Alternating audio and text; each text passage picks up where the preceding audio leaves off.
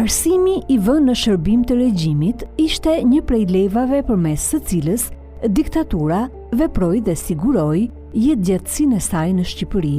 Përmes arsimit, regjimi nxiste luftën e klasave që tek fëmijët, ushqente dhe përhapte propagandën, luftonte çdo ndjenjë rebelimi, luftonte vetbesimin dhe formatonte pak nga pak njeriun e ri e përmes tij depërtonte dhe ndrynte në zemër të shoqërisë, në familje. Xhafer Sadiku, një prej studiuesve skrupuloz të periudhës së diktaturës, njëkohësisht një fëmijë rritur në këto kushte, e ka zbërthyer arsimin si mjet në duart të diktaturës dhe së shpejti do t'i sjellë lexuesve një libër të ri studimor mbi këtë temë. Pas një rrëfimi personal me qasje mbi këtë temë, në këtë episod të dosjes K, ai thellohet në disa drejtime, duke shpjeguar se si diktaturës për të funksionuar në Shqipëri i duhej të arrinte së pari ndryshimin rrënjësor të shoqërisë dhe si portë hyrëse drejt këtij ndryshimi rrënjësor, regjimi përdori arsimin. Duke skeduar që në ditët e para të regjimit gjithë anëtarët e familjeve që i konsideronin armiq të komunizmit, vit pas viti dhe dekad pas dekade, diktatura i shtonte listat e familjarëve deri tek fëmijët e vegjël të shkollave fillore. Ata skedoheshin dhe luftoheshin që në bankat e shkollave dhe mëtej në adoleshencën e tyre ju pritej çdo rrugë për të shkolluar dhe për të bërë para në jetë. Përmes këtij mekanizmi, diktatura ushtronte kështu kontroll dhe mbante në prapambetje të thellë gjithë shtresën e shoqërisë që e shihte si rrezik për pushtetin.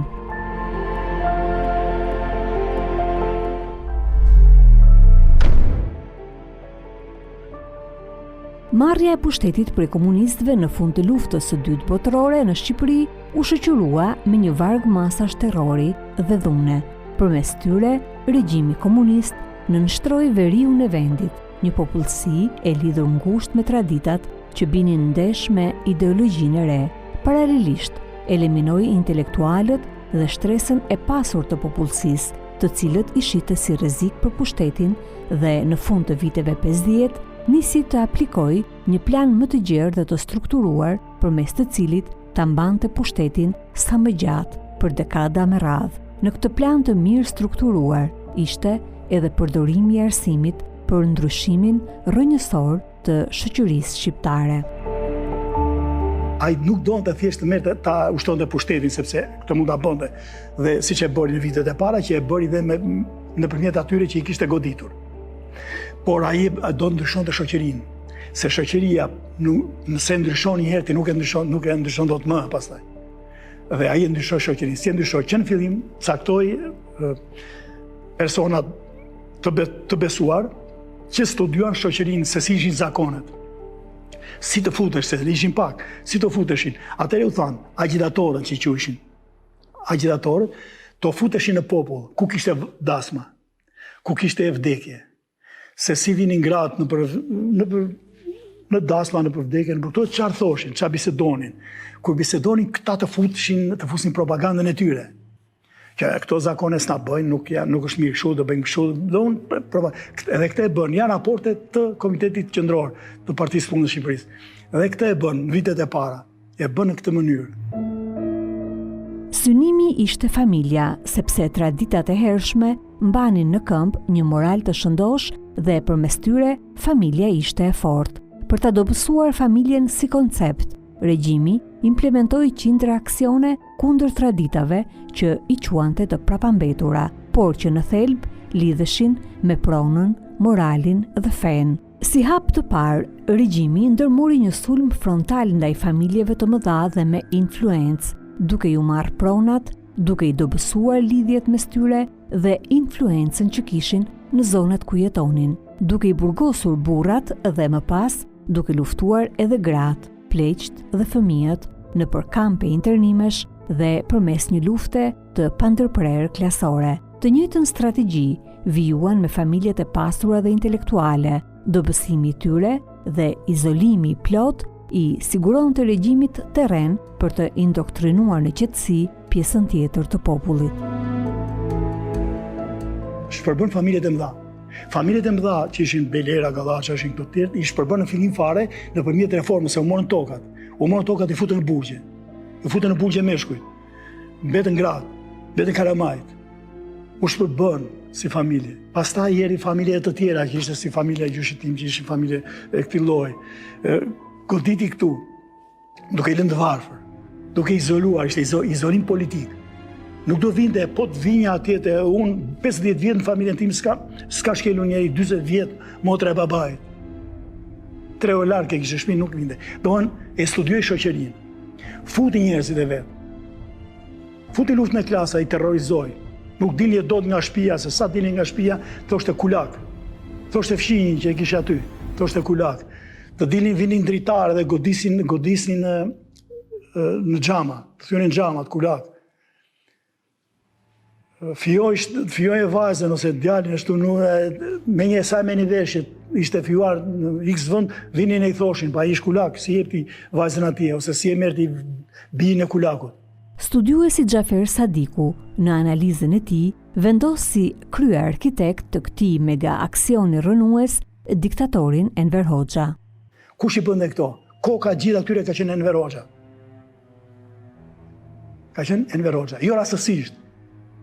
Ai nuk dënohet, nuk denoncohet në shkrimin e tij. Pse? Heshtet.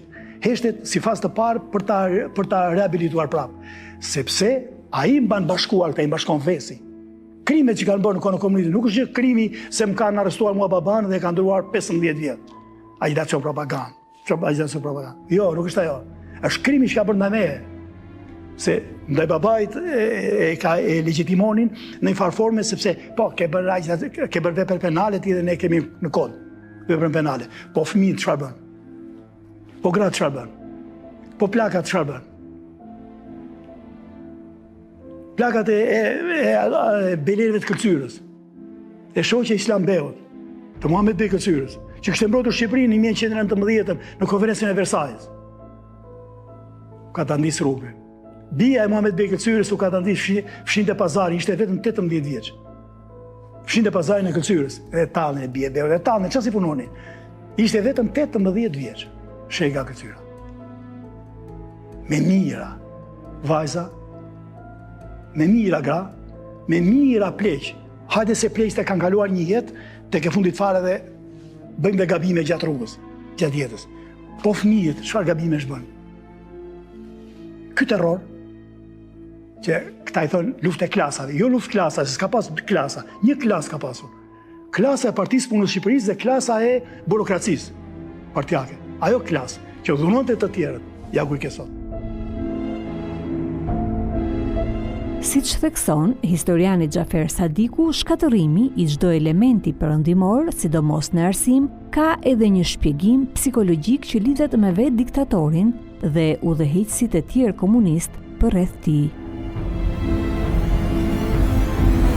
Enver Hoxha ishte vetë pa diplomë, ishte pa diplomuar. Pavarësisht se si ngren Aurora jo për mua që i lexoj arkivat dhe kam lexuar, ishte njëri që përveç veseve tjera, nuk ka rëndësi, por rëndësi ka ana sociale, ai kishte një urrëtie të madhe ndaj njerëzve, sepse kishte vetë në Gjirokastër. Ai s'mund të krahasoj kurrë me Musin e Kokalarin, po dhe me të tjerët, me Drita Kosturin, me Lili Belishovën. Me asnjë nga këta nuk krahasohet kurrë. Edhe ai kishte e vuante shumë kompleksin e atashëm të inferioritetit. Ai kishte, sepse Enver Hoxha nuk kishte nga familje, pavarësisht se ishte partia e klasës punëtore. Ose familja e tij ishte e mikroborgjezisë. S'ka lidhje ai me Partinë Komuniste me atë. Turmave ai u nxiti urrëtien për fqinjin e vet. U nxiti urrëtien, u injektoi urrëtien dhe pastaj funksiononte vet urrëtia. Ai goditi për shembull të gjithë ata që kanë qenë në Francë. Në kohën e Enver Hoxhës, që ka qenë Enver Hoxha, të gjithë ata gati u burgosën, turdit. Ka qenë disa nga turdit që kanë qenë atje. Fotobala. E plot të tjerë. Ka qenë nga Korça, ka qenë pedagog, mbase nuk përfunduan në burgje, por në Kostrava e këta të tjerë, shumë të talentuar. Ai kishte një kompleks të atashëm inferioriteti përballë tyre. Sadiku vijon mëtej analizën e tij duke u ndalur në disa fenomene të ndodhura në arsimin shqiptar të viteve të diktaturës, përmes të cilave regjimi i mbante familjet e kundërshtarëve nën kontroll të rrept dhe terror, dhe paralel me këtë i zhyste pjesën tjetër të popullsisë në indoktrinim të thellë, përçarje dhe armiqësi. Fillimisht në shkolla hoqën disa lëndë dhe futën në sistemin arsimor mësues që i bindeshin regjimit dhe përhapnin propagandën e tij. Mësuesit parimor i spastruan shpejt, i larguan nga arsimi, i arrestuan ose i internuan në zona të izoluara. Që kur morën pushtetin hoqën 3 lëndë në nëndor 44-s. Hoqën greqishten e vjetër, latinishten dhe logjikën. Dhe futën një lëndë që ishte Lëvizja Nacionale Shqiptare. Me mësues militantët e partisë, në për gjimnaze bën këtë. U bën biografi mësuesve të gjimnazeve, sidomos gjimnazi Shkodrës, po dhe Gjirokastrës, po dhe Korçës, edhe Tiranës po, edhe shkollës femnore, të gjitha këtyre u bën biografinë. Afruan ata që ishin të tyre me pikpamje komuniste, të tjere që ishin si figura të njohura për disidence, për kështu, ata i burgosën. Dhe çfarë bën pastaj për të plotësuar numrin, morën njerëz që dinin vetëm të shkruanin e lexonin dhe i bën mësues. Një hap tjetër që i ndihmonte në përhapjen e propagandës dhe indoktrinimit të thellë ishte censura, sidomos në literaturën që mund të binte në duart e nxënësve. Fenomeni i spastrimit të bibliotekave dhe ndërhyrjet në tekstet mësimore e shoqëruan diktaturën në të gjithë fazat e saj. Bën censurë, vendosën censurën. Në fillim fare, pastruan bibliotekat nga literatura anglo-amerikane. Në fillim fare, që në 45-46 e pastruan. Pastaj, pastruan kur u prishën me Jugosllavinë, pastruan ma literatura jugoslave. Përkthyen veprat e realizmit socialist të Bashkimit Sovjetik. Përkthyen këto vepra. Pastaj u rregulluan përsëri me Jugosllavinë në 55-ën dhe aty filluan përsëri të pastronin bibliotekat, po këtë radhë në kaje të kundër. Ato që kishin sharë, libra që shanin Jugosllavinë dhe Josif Broz Titun, u hoqën nga qarkullimi. Pastaj pastruan bibliotekën prapë kur u prishin me rusët, me sovjetikët. Pastaj pastruan bibliotekën prapë në vitin 74. Dhe pastaj pastrimi i fundit i bibliotekës ka ndodhur në vitin 85. 5 herë është pastruar biblioteka shqiptare dhe është bërë kërdia, janë harxhuar miliarda lekë, sepse janë djegur, janë kthyer librat në karton, vetëm sepse i dilnin armiqet tradhtarë këtij.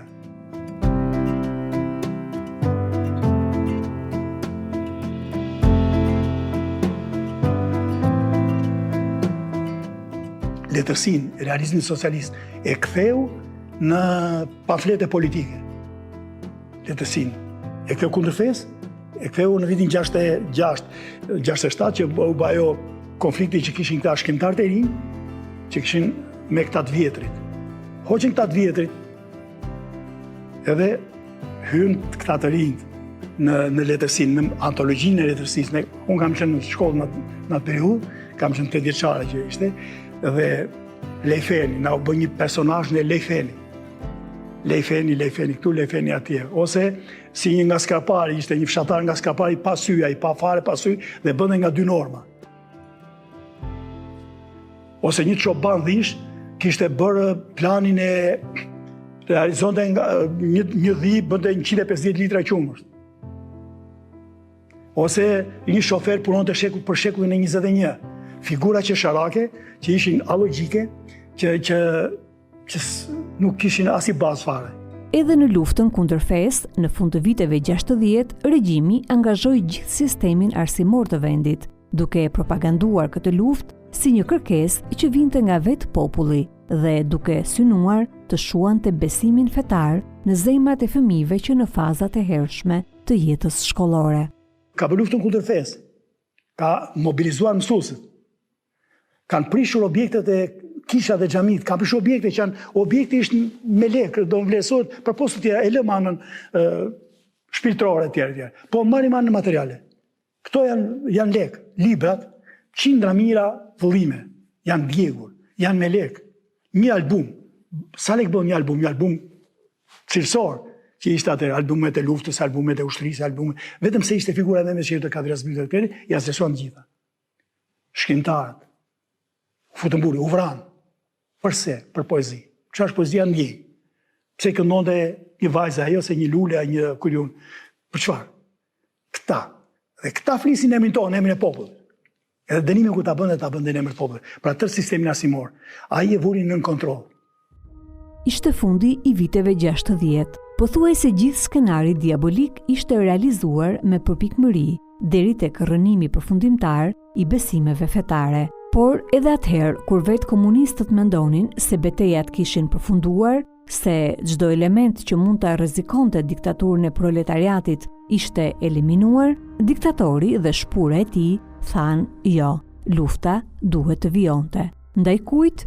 Ndaj fëmijëve në shkolla të kësaj shtrese të persekutuar.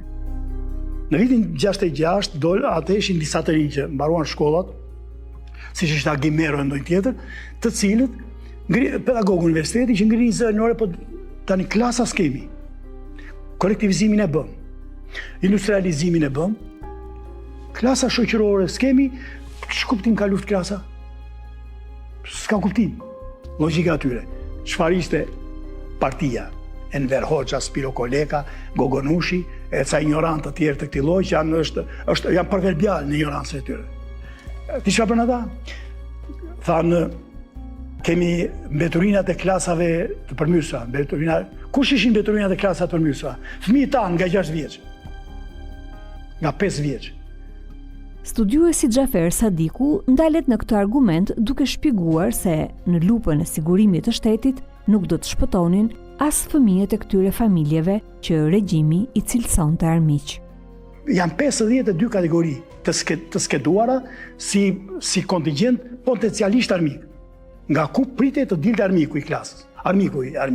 52. Dhe këta u demonizuan, u masakruan, u persekutuan. Dhe e parë kjo, në këndvështrimin juridik, politik, social, ky është një genocid social dhe genocid kulturor.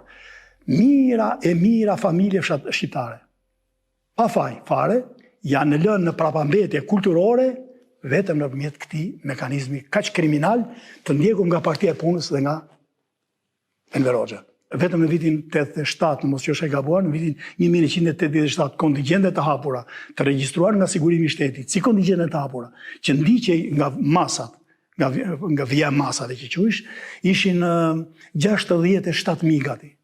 67.000 shqiptarë. Pastaj vit për vit, shtonin të rinjt,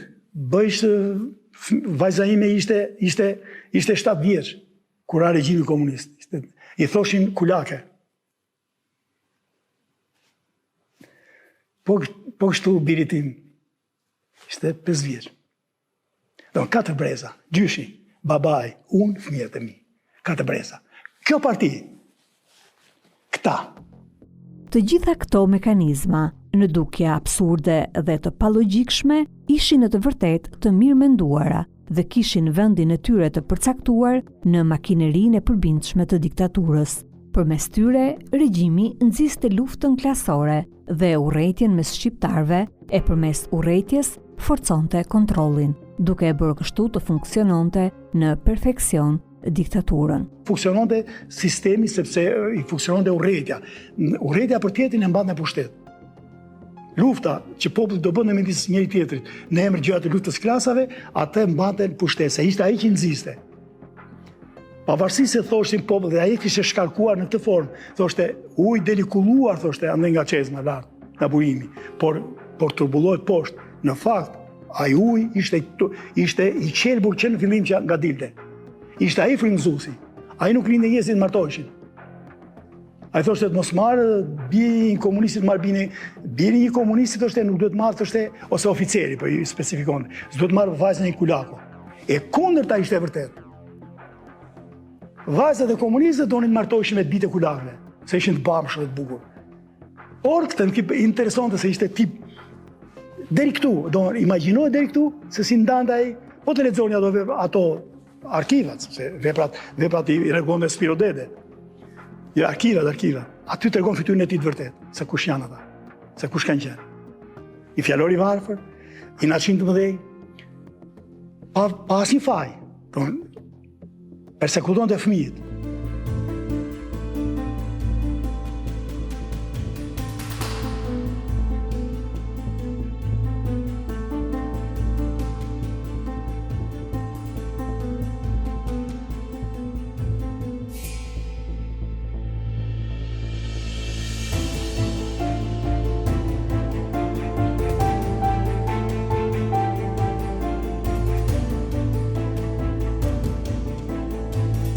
Gongu i fundit ra dhe bashkë me të u shënua edhe fundi i diktaturës. Në ato ditë entuziazmi të fillim viteve 90, bashkë me varfërinë ekstreme, shqiptarët kishin dalë me një plagë të madhe sociale dhe kulturore. Mbi 30% e shoqërisë që kishin qenë për dekada me radhë nën presionin e luftës klasore, nuk kishin mundur të shkollonin fëmijët e tyre përtej 8 viteve të arsimit bazë. Përveç tyre, ishin mira fëmijë në fshatra, në familje që nuk kishin të persekutuar, por që pas klasës së 8 dërgoheshin menjëherë në kooperativa si forcë domosdoshme për ta çuar përpara sistemin e dështuar të kolektivizimit. Të gjitha ato breza të rinj që kishin dalë nga shkollat vetëm me 8 klasë, pa mundur të shkolloheshin aty ku ata kishin dëshirë dhe talent, u gjendën në fund të diktaturës në një udhëkryq të ri. Si do ta përballonin jetën, si do t'i shërbenin familjeve dhe vendit të tyre. Këtë panoramë sociale dhe kulturore përmend historiani Xhafer Sadiku kur e cilëson këtë fenomen afro gjysmë shekullor si një genocid social dhe kulturor. Ai vetë me gjithë fëmijët e tij doli nga diktatura me këtë grop të madh mungesash që duhet t'i plotësonte. Dhe në vitin 92 që u kthes që bën ndryshimet, u deshën 4 vjet ose 5 vjet, sepse cikli akademik është 5 vjet. U deshën 5 vjet deri në 97-ën që të arsimoheshin bijtë e kësaj shtrese. Edhe pse kishin kaluar moshën e tyre të rinisë. Shumica e tyre dhe me heroizëm kanë mbaruar studimet e larta, me heroizëm përballë korrupsionit të tyre, bastardëve që vinin nga një sistemi kalbur dhe që ishin akoma pedagogë. Prapë këta ishin pedagogë. Dhe këta, me zosinë e tyre, djemë dhe vajza, të asaj shtrese të martirizuar, e kaluan barrierën dhe u diplomuan. Ama u deshën 5 vjetë. Pra ndaj dhe ndodhja që ndodhi në 97, sepse këta që i terrorizuan për 50 vjetë, nuk pranonin kur që viktimat e tyre të ishin të barabartë me këta. Nuk po kërkonin gjë ata revanshizëm. Ata po kërkonin thjesht një drejtë në tyre. Në atë kuadër, jam arsimuar dhe unë. Pade pak më vonë se tjera. Studiuesi Xhafer Sadiku thot mëtej se fati deshi që në mesin e viteve 90 edhe ai vetë të jap mësim në një shkollë të mesme. Duket se ka qenë një periudhë vështirë përballje me kujtime të hidhura të moshës së tij shkollore, sepse ai thot se duhet të përcillte tek nxënësit modelin e mësuesit që atij i mungoi aq shumë në atë moshë delikate. Mbas vitit 90, unë kam punuar në një shkollë të mesme, më kam ftuar drejtoria e arsimit në atë rreth ku isha unë për të dhënë sepse i kuaj mësuesi që ishte, dhe për të dhënë lëndët shoqërore, sidomos historinë për të cilën unë jam i pasionuar dhe për letërsi, këto lëndë shoqërore. Gjë e parë që vajta në shkollë. Më kujtuar rinia ime, fëmijëria ime. Edhe u betova që kur nuk do t'i trajtoj në mënyrë diferencuar. Ja rrita, sa duket ja rrita, sepse kam mirënjohjen e nxënësve dhe unë nuk i kam harruar. Ishte një shkollë në vete, sepse pavarësisht se ne shpesh e kujtojmë se nxënësi e jem, se mësuesi e njeh nxënësin. E kundërta është e vërtetë. Nxënësi e njeh mësuesin. Nxënësi e njeh mësuesin sepse e njeh mënyrën se si sillet me të. Nga ajo kohë e largët e fëmijërisë së vështirë, sot në analizën e fundit që i bën kësaj teme, që kalon gjurmë të pashlyeara në jetën e tij, studiuesi Xhafer Sadiku kujton faktorin kyç që e ka shpëtuar, një faktor që shpëton këdo në të vërtet, në çdo kohë dhe çdo rrethan. Edhe libri më ka shpëtuar libri sepse më ka mbajtur atë, më ka rrethuar, më ka mbajtur distancën nga të tjerët. E kam kuptuar se ata që më afroheshin për çfarë më afroheshin. Është e thjeshtë, do të lexoj aq libra.